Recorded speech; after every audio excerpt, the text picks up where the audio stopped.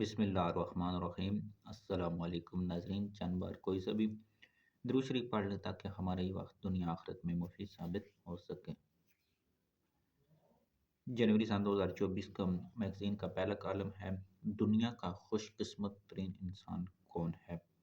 انشاءاللہ آج سے کالم کے اوپر جو بیچ میں بیماریوں سے ریلیٹڈ بھی آتا ہے، سوچا اس کے اوپر ویڈیو بناؤں، کیونکہ وظائف کے ساتھ ساتھ روحانی بیماریوں کے ساتھ ساتھ جسمانی بیماریوں کا علاج بھی ہونا چاہیے۔ چلتے ہیں اپنے کالم کی جانب۔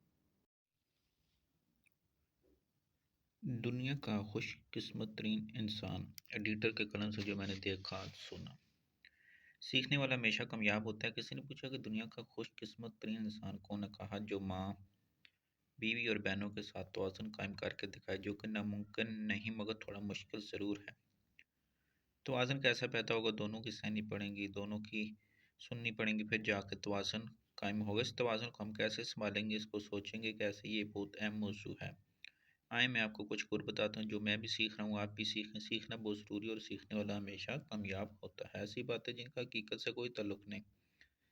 بہترین انسان وہ جو دونوں طرف کی سنے لیکن ٹھنڈے دل سے، غصے سے نہیں، کیونکہ کچھ باتیں ایسی جن کا حقیقت میں کوئی وجود ہی نہیں ہوتا، وہ صرف اپنے ثبوت کو مضبوط کرنے کے لیے، حیثیت کو سچا بتانے کے لیے بڑھا چڑھا کر بیان کی جاتی ہے۔ سننا ضرور ہے، جھوٹ نہیں کہنا، اور سب کو لے کر چلنا ہے، بیوی کو بھی، ماں کو بھی، بہنوں اور رشتہ داروں کو بھی۔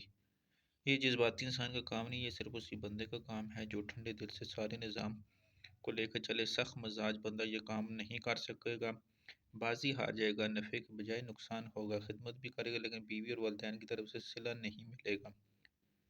اگر میاں بیوی کے جھگڑے پڑ گئے تو ایسی صورت میں اولاد میں دو گروہ میں بن جائے گی، یعنی کہ کچھ میاں، کچھ والدین اور کچھ بیوی، کیونکہ اولاد دیکھ دیکھ کر زندگی گزارتی ہے۔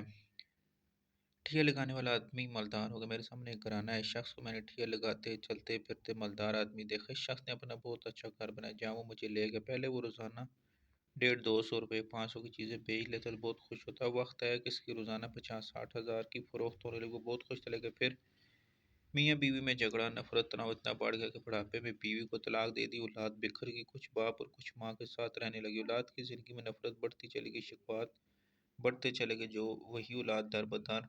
آخر دونوں فوت ہو گئے، پہلے شوہر فوت ہوا، پھر بیوی نے نفرت کی وجہ سے اس کی میت کو نہ دیکھا نہ قریب سے۔ وہ ایک ہی گھر میں رہتے تھے، ایک نیچے کی منزل سے اور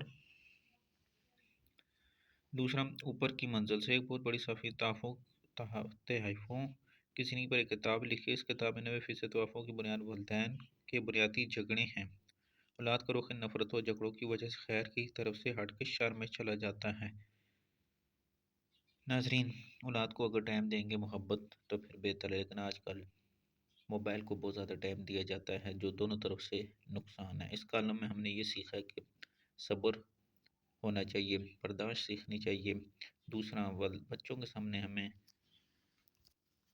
3 چیزیں ہم نے اس کالم میں ناظرین سیکھی ہیں۔ صبر ہونا چاہیے، اولاد کے سامنے لڑائی جھگڑا نہیں ہونا چاہیے۔ تیسرا، موبائل کے وقت موبائل کو ٹائم دیں، اور ہر وقت موبائل کو ٹائم نہیں دینا چاہیے، پھر جا کے زندگی کہیں سکھی بنتی ہے۔